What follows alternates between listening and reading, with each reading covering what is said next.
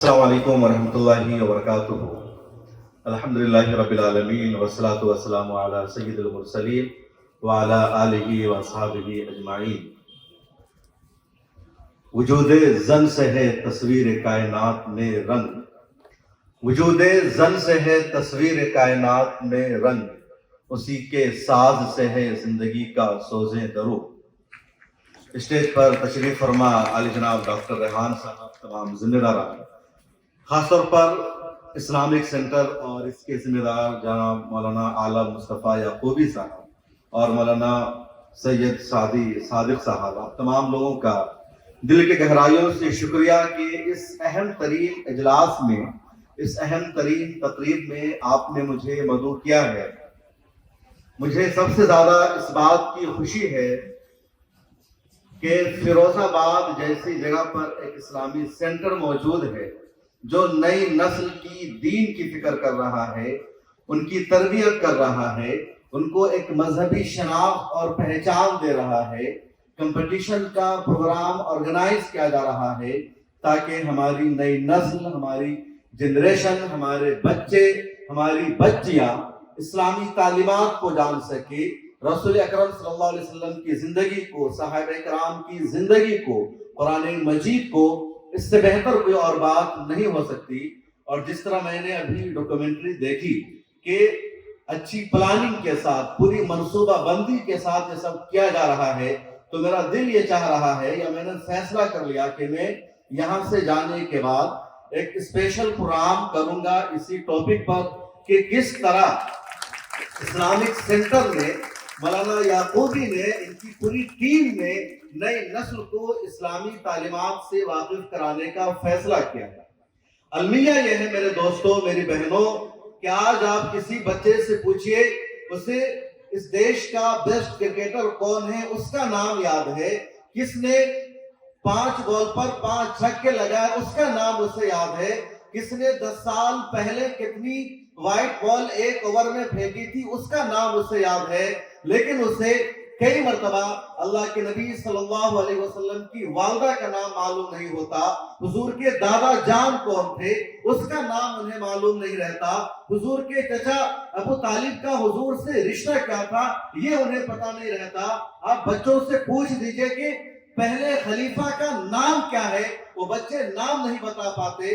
آپ پوچھ دیجئے کہ حضور صلی اللہ علیہ وسلم کی چوتھی بیٹی حضرت فاطمہ حضرت علی کی کون تھی، یہ معمولی جو حقیقی رشتہ ان کا تھا وہ ہماری نسل کے بچے نہیں بتا پاتے۔ اس لیے بہت ضروری ہے کہ ہمارے بچے، ہماری بچیاں جو اسکول میں پڑھ رہی ہے، جو کالجز میں پڑھ رہی ہے، جو MBBS کی ڈگریاں لے رہی ہے، جو انجینئرنگ کی تعلیم حاصل کر رہی ہے، ان سب کو جوڑا جائے، ان سب کو اسلام کی بیسک ایجوکیشن دی جائے، کیونکہ یہ ضروری ہے کہ دنیا کے آپ جس میدان میں جائیے، جس مقام پر پہنچے، لیکن اگر آپ کی فکر اسلامی نہیں ہے، آپ کی تربیت اسلامی ماحول میں نہیں ہوئی ہے، آپ کو اسلام کی بنیادی معلومات نہیں ہے، تو پھر آپ کی وہ ڈگریاں، آپ کی وہ سند کسی کام کی نہیں ہے۔ اس لیے یہ جو کام ہے اسلامک سینٹر کا بہت ہی اہم کام ہے، قابل تعریف کام ہے، اور اس مشن کا، اس کام کا تمام لوگوں تک پہنچنا ضروری ہے۔ یہاں چیف گیسٹ کے طور پر موجود ہیں سمیہ نعمانی باجی صاحبہ، جو معروف عالم دین، مفکر اسلام مولانا خلیل الرحمن سجاد نعمانی صاحب کی بیٹی ہیں، اور ہندوستان بھر میں ایک آئیڈیل خاتون کے طور پر جانی جاتی ہے، ایکٹیوسٹ خاتون کے طور پر جانی جاتی ہے، جہاں بھی مسلمانوں کا کوئی مسئلہ ہوتا ہے وہاں پہنچتی ہے۔ کئی مرتبہ خبروں میں ان کا نام آتا ہے، کئی مرتبہ نہیں آتا، لیکن مجھے خبر ملتی ہے کیونکہ خود مولانا سے میرا قریبی تعلق ہے۔ تو یہ ایک آئیڈیل خاتون ہے، اور اچھی بات یہ ہے کہ اس پروگرام کی انتظامیہ نے انہیں بلایا ہے تاکہ ایک میسج ملے۔ خواتین و حضرات، آپ سب مبارکباد کی حقدار ہیں کہ آپ کو اسلامک سینٹر میں کچھ سیکھنے کا، یہاں کے کسی کمپٹیشن میں حصہ لینے کا، یہاں کی کلاسز جوائن کرنے کا موقع مل رہا ہے۔ آج کا جو دور ہے فتنوں کا دور ہے، آج کا جو دور ہے میڈیا کا دور ہے، اور میڈیا کے ذریعے ہمارے ذہن میں، ہماری زندگی میں ویسٹرن کلچر کو بھرا جا رہا ہے. ہماری تہذیب اپنی نہیں رہ گئی ہے بلکہ ہم یورپ کی تہذیب کو اپنا رہے ہیں. ہمارے بچے، ہمارے جوان، ہمارے بوڑھے سبھی آج کے دور میں موبائل دیکھ رہے ہیں، سبھی آج کے دور میں ٹی وی چینلوں کو دیکھ رہے ہیں، اور وہاں سے ان کے ذہنوں میں فیڈ کیا جاتا ہے کہ تم جس مذہب کو مانتے ہو وہ مذہب تمہیں دقیانوسیت کی طرف لے جا رہا ہے. تم جس کلچر کو مانتے ہو اس کلچر کو مان کر تم ترقی نہیں کر سکتے. کنٹینیو ویسٹرن میڈیا کے ذریعے، انڈین میڈیا کے ذریعے ہماری بہنوں کو، ہماری بچیوں کو اس بات کے لیے آمادہ کیا جاتا ہے کہ حجاب، یہ پردہ تمہارے راستے میں رکاوٹ ہے، تمہاری ترقی میں رکاوٹ ہے، تم حجاب کے ذریعے آگے نہیں بڑھ سکتی ہو. ابھی حال ہی کا معاملہ ہے، بہار کے چیف منسٹر نتیش کمار صاحب نے ایک مسلمان خاتون ڈاکٹر کے حجاب کو کھینچ دیا. مسلمانوں نے اعتراض کیا، کنٹینیو وروध کیا، سوشل میڈیا پر کئی دنوں تک ٹرینڈ چلتا رہا، اور مسلمانوں نے کہا کہ حجاب ہماری پہچان ہے، ہماری شناخت ہے، تم اسے چھیننے کی کوشش کرو گے ہم برداشت نہیں کریں گے. مسلمانوں نے یہ بھی کہا، ہم جانتے ہیں نتیش کمار بہار کے مسلمانوں کے لیے سب سے اچھے چیف منسٹر ہیں. نتیش کمار نے بہار کے مسلمانوں کے لیے کام کیا ہے، قبرستانوں کی گھیرا بندی کی ہے، مدارس کے اساتذہ کی تنخواہ بڑھائی ہے، انہوں نے کمیونل وائلنسز کو روکا ہے.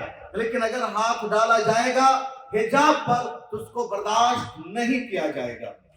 اور اسی ڈیبیٹ کے دوران کچھ لوگ ہیں جو سوشل میڈیا پر آئے، گودی میڈیا کی کچھ اینکرز آتی ہیں اور وہ کہتی ہے حجاب رکاوٹ ہے، حجاب کی وجہ سے لوگ ترقی نہیں کر سکتے ہیں، مہیلائیں اگر حجاب کرتی ہیں تو جاب نہیں کر سکتی ہے.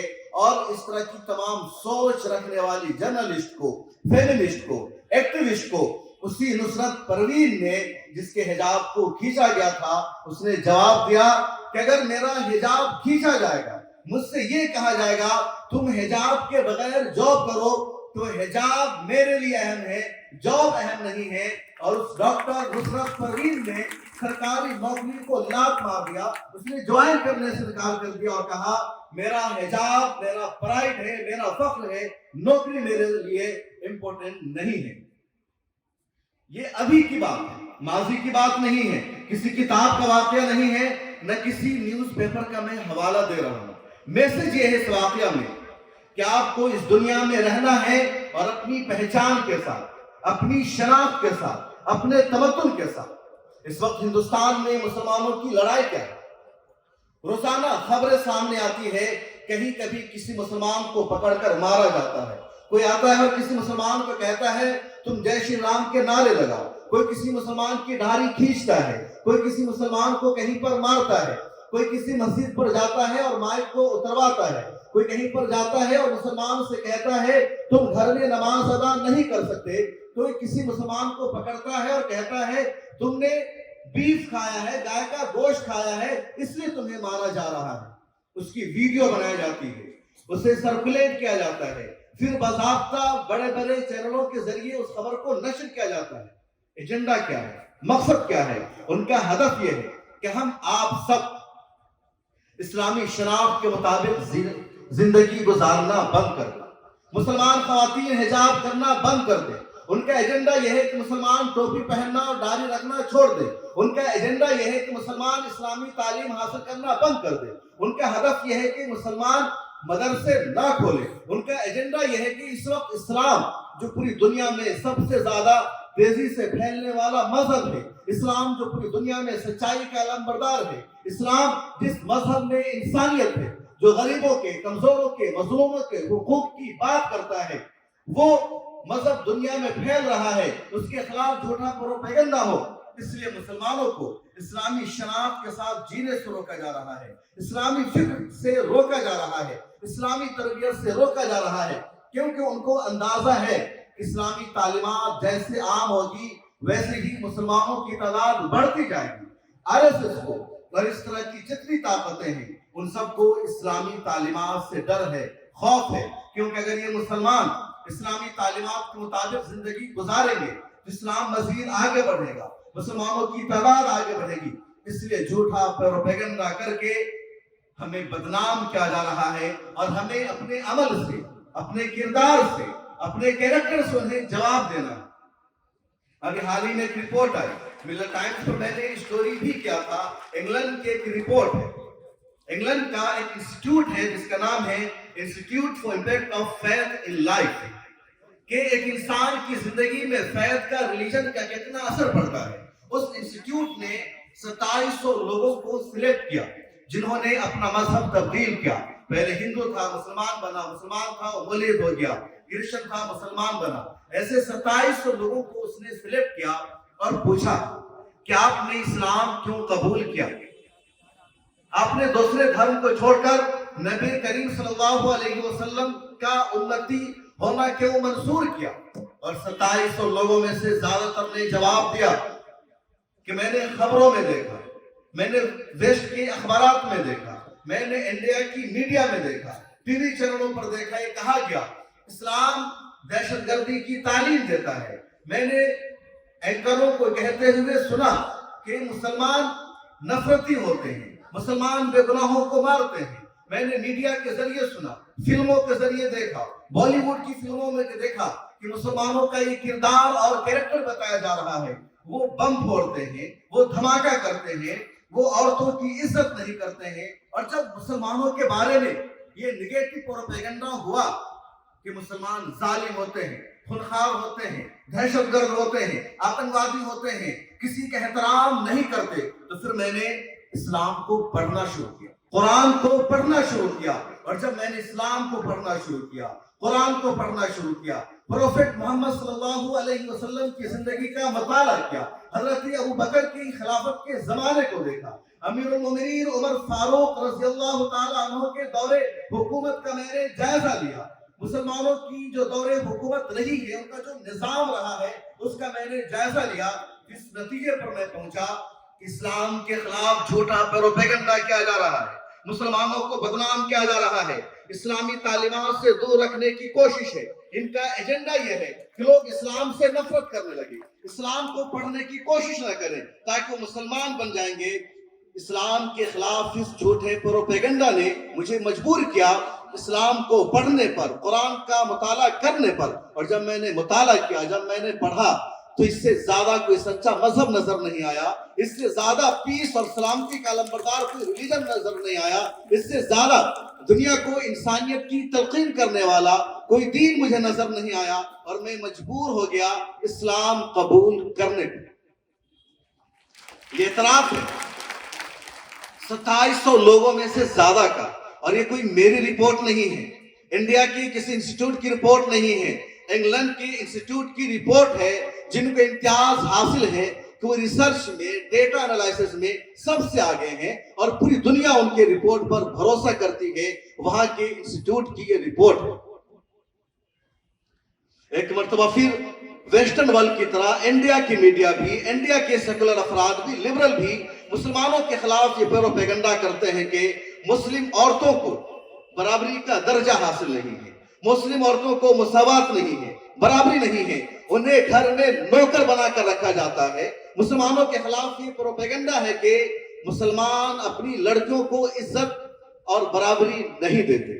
ان کا پروپیگنڈا بھی 100% جھوٹ ہے۔ اسلام کی تاریخ کا مطالعہ کیجیے، ہر دور میں مسلمانوں نے قابلیت کی بات کی ہے، مساوات کی بات کی ہے، لیکن مساوات کا مطلب یہ نہیں کہ عورتوں کو وہ کام کرایا جائے جس سے شریعت نے ان کو روکا ہے، عورتوں کو ایسا کام کرنے پر مجبور کیا جائے جس میں ان کی آزادی نہیں ہے، جس میں ان کی مرضی شامل نہیں ہے، جس میں ان کی عزت و آبرو محفوظ نہیں ہے، جن میں ان کو نمائش کا ذریعہ بنایا جا رہا ہے۔ یورپ، امریکہ اور اب انڈیا جو بار بار یہ دعویٰ کرتا ہے کہ مسلمان عورتوں کو عزت نہیں دیتے، مسلمان عورتوں کو برابری نہیں دیتے، ان کی تاریخ اٹھا کر دیکھیے، انہوں نے کہاں عورتوں کو برابری دی۔ امریکہ جو لبرلزم کی، جدید کلچر کی آماج گاہ، اس کی پوری ہسٹری اور تاریخ اٹھا کر دیکھ لیجئے، آج تک کوئی خاتون وہاں کی صدر نہیں بن سکی۔ امریکہ کا پریزیڈنٹ اپنے آپ کو پوری دنیا کا بھی پریزیڈنٹ سمجھتا ہے، وہ پوری دنیا کا نظام چلانے کا دعویٰ کرتا ہے، لیکن اس امریکہ نے کسی بھی خاتون کو آج تک پریزیڈنٹ نہیں بننے دیا. اگر کوئی خاتون امیدوار بنتی ہے اس کو ہرا دیا جاتا ہے, اس کو ووٹ نہیں دیا جاتا. 2024 کے الیکشن میں آپ نے دیکھا, اس سے پہلے 2016 کے الیکشن میں آپ نے دیکھا, ابھی کملا ہیرس امیدوار تھی اس کو ہرایا گیا, اس سے پہلے ہیلری کلنٹن امیدوار تھی اس کو ہرایا گیا, ٹرمپ جیسے شخص کو چن لیا گیا, لیکن کسی خاتون امیدوار کو وہاں نہیں چنا گیا. کئی اور ملکوں کی تاریخ اٹھا کر دیکھ لیجئے. یورپ کا نظام یہ ہے, ان کا سسٹم یہ ہے کہ عورت کو عیاشی کا ذریعہ بناؤ, عورت کے ذریعے پیسہ کماؤ. آپ کسی بھی کارپوریٹ میں جائیں گے, کسی بھی کمپنی میں جائیں گے, وہاں جو ریسپشنسٹ ملے گی آپ کو وہ ایک لیڈی ملے گی. پی آر مینیجر وہاں ایک لیڈی کو رکھا جاتا ہے. کوئی گیسٹ آ رہا ہے آفس میں تو اس کا استقبال کرنے کے لیے لڑکی موجود ہے. اگر کسی کو کال کرنا ہے, کسی کا ٹائم لینا ہے تو اس کے لیے لڑکی کو رکھو. کسی کا انٹرویو کرنا ہے اس کے لیے لڑکی کو رکھو. لیکن جو بڑی پوسٹ ہے, جو مینیجر ہوتے ہیں, جو سینئر مینیجر ہوتے ہیں, جو سی او ہوتے ہیں, وہاں آج بھی 5% سے زیادہ خواتین نہیں ہیں. مطلب صاف ہے کہ وہ عورتوں کو نمائش کا, عیاشی کا, پیسہ کمانے کا ذریعہ بنا رہے ہیں. وہ عورتوں کو عزت نہیں دے رہے ہیں, عہدہ نہیں دے رہے ہیں, وقار نہیں دے رہے ہیں. دوسری طرف آپ اسلامی تاریخ کا جائزہ لیجیے. حضرت خدیجہ رضی اللہ تعالیٰ عنہ کے بارے میں کسی بہن نے بتایا تھا, جب اسلام آیا, اللہ کے نبی حضرت محمد صلی اللہ علیہ وسلم نبوت سے سرفراز کیے گئے, اس سے پہلے حضرت خدیجہ سے ان کی شادی ہو چکی تھی, اور حضرت خدیجہ اس وقت کی بلینر لیڈی تھی, بزنس وومن تھی.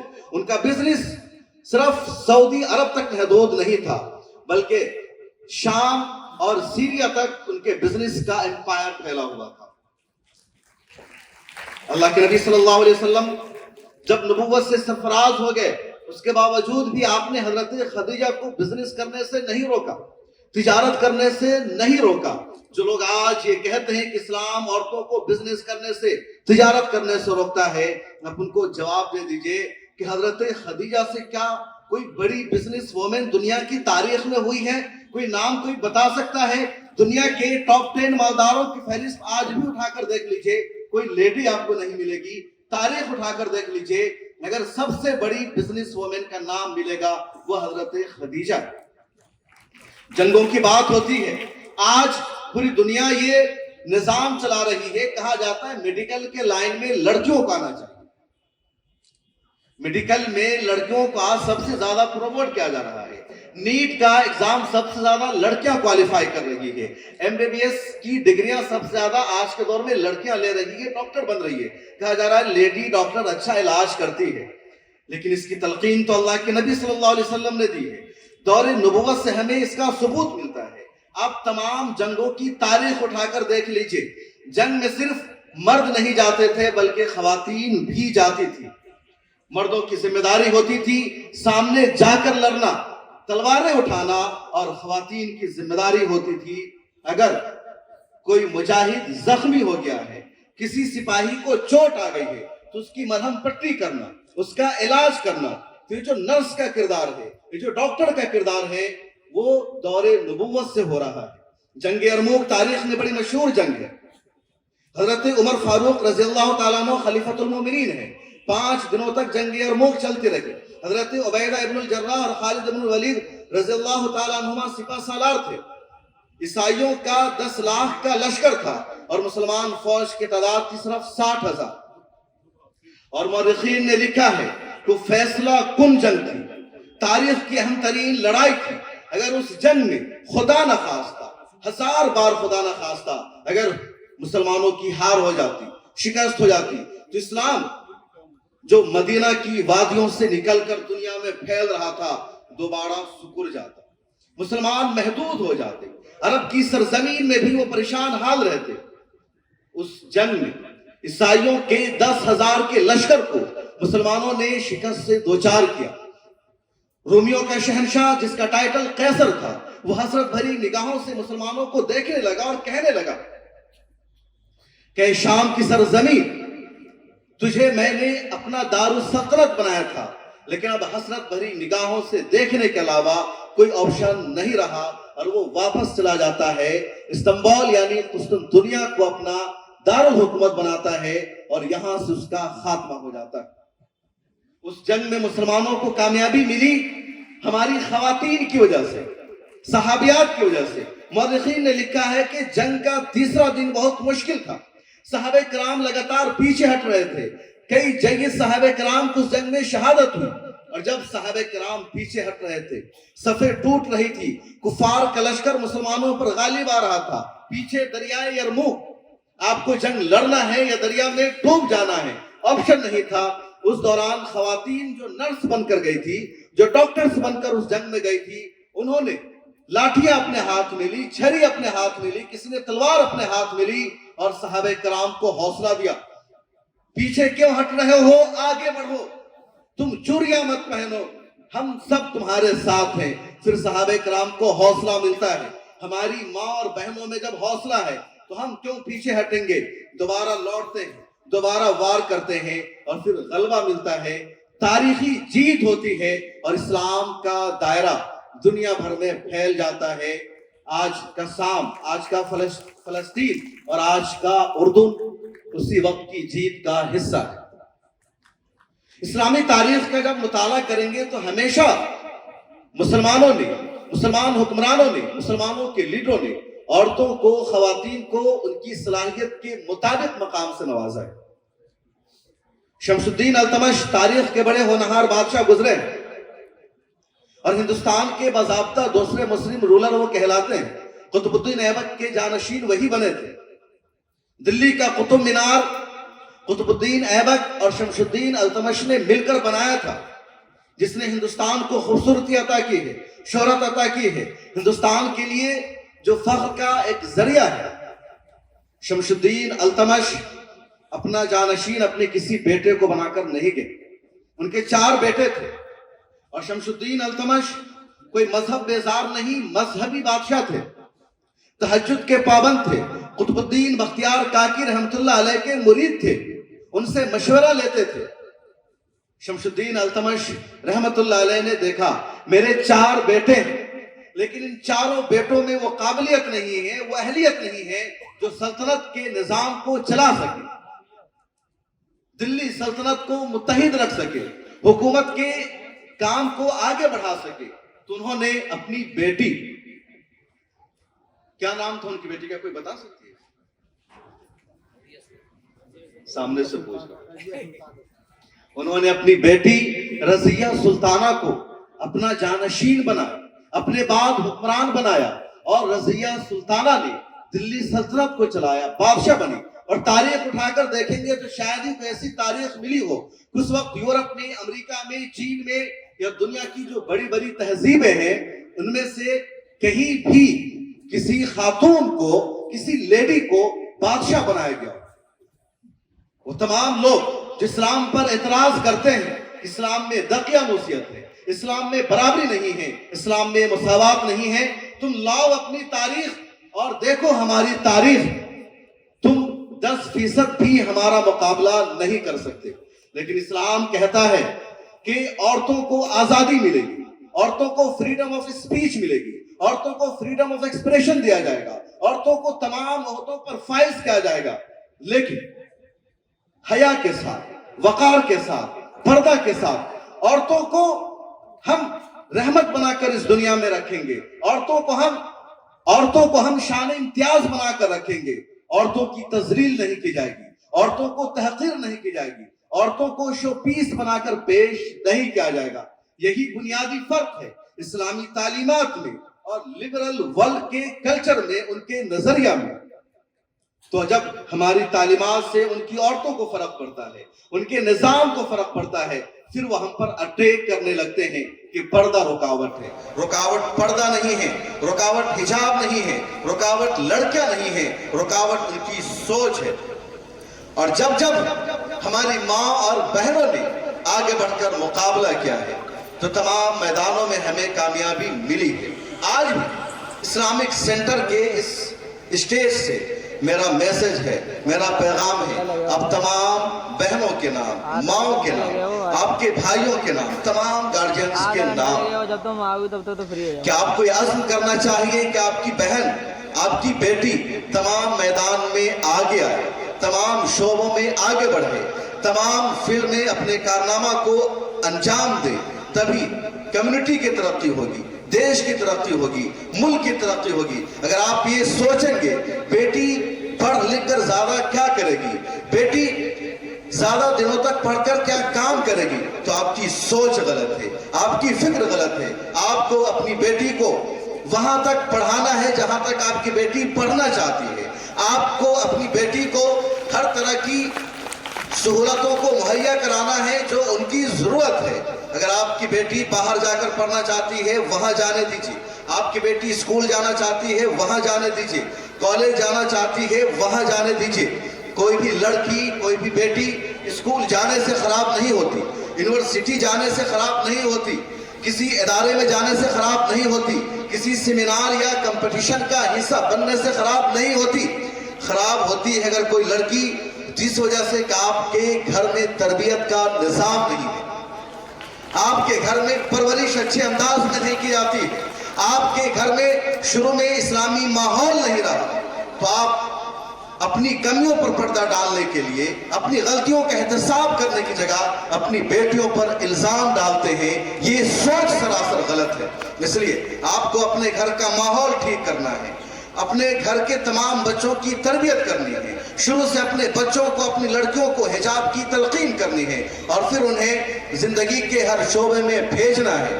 ہماری لڑکیاں، ہماری بہنیں اگر ڈاکٹر بنے گی تو اسلام کی تبلیغ کا ذریعہ بنے گی، ہماری بہنیں اگر انجینئر بنے گی وہ اسلام کے فروغ کا ذریعہ بنے گی، ہماری بہنیں اگر ایکٹیوسٹ بنے گی اسلام کا پوزیٹیو میسج پوری دنیا میں جائے گا، ہماری بہنیں اگر موٹیویشنل اسپیکر بنے گی پوری دنیا ان سے متاثر ہوگی۔ ایک جملہ بھی اگر انہوں نے اپنی تقریر میں اسلامی تعلیمات کا کہہ دیا، لاکھوں لوگوں پر وہ اثر کر سکتا ہے۔ اس لیے آپ کو ہر فیلڈ میں آنا ہے، ہر شعبے میں آنا ہے، اور آپ کے جتنے گارجینز ہیں ان سب سے میری اپیل ہے کہ آپ کسی کو کہیں پر مت روکیے۔ وہ جس شعبے میں جائے گی، جہاں جائے گی، وہیں سے اسلام کی خدمت ہوگی، کمیونٹی کی خدمت ہوگی، دیش کی خدمت ہوگی۔ اور یہ تعلیم اللہ کے رسول نے دی ہے، سیرت سے ہمیں ملتی ہے، صحابہ سے ملتی ہے۔ قرآن نے کہا اقرأ، پڑھو، پڑھنے کا حکم ہر ایک کے لیے ہے۔ بسم ربک الذی خلق، اپنے اس رب کے نام سے جس نے پیدا کیا۔ خلق الانسان من علق، اس کے بعد قرآن سائنس کی تعلیم دیتا ہے، ماڈرن ایجوکیشن کی بات کرتا ہے، عصری ایجوکیشن کی تلقین کرتا ہے۔ اور اس ایجوکیشن میں کوئی تفریق نہیں ہے مرد و عورت کی، میل اور فیمیل کی۔ اس لیے تمام لوگوں کو ہر میدان میں آگے آنا ہوگا، جس کی جو ذمہ داری ہے اس کے ساتھ، جس کے لیے اسلام کا جو نظام ہے، اسلام کا جو پلان ہے اس کے ساتھ۔ اس لیے اب تمام لوگوں کو زندگی کے ہر شعبے میں آگے بڑھنا ہے، اسی طرح قدم بڑھانا ہے۔ انشاءاللہ تعالی ہمیں کامیابی ملے گی، امت مسلمہ کا سر فخر سے بلند ہوگا۔ اور اس طرح کا جو ادارہ چلانے والے ہیں، اور اب تمام لوگوں کے لیے میں یہی کہوں گا کہ نگاہ بلند، سخن دل نواز، جاں پرسوز، یہی ہے رخت سفر میر کارواں کے لیے۔ اور علامہ اقبال کے یہ شعر آپ سب کے لیے کہ نہیں تیرا نشیمن قصر سلطانی کے گنبد پر، نہیں تیرا نشیمن قصر سلطانی کے گنبد پر، تو شاہی ہے بسیرا کر پہاڑوں کی چٹانوں پر۔ ربنا تقبل منا انک انت السمیع العلیم۔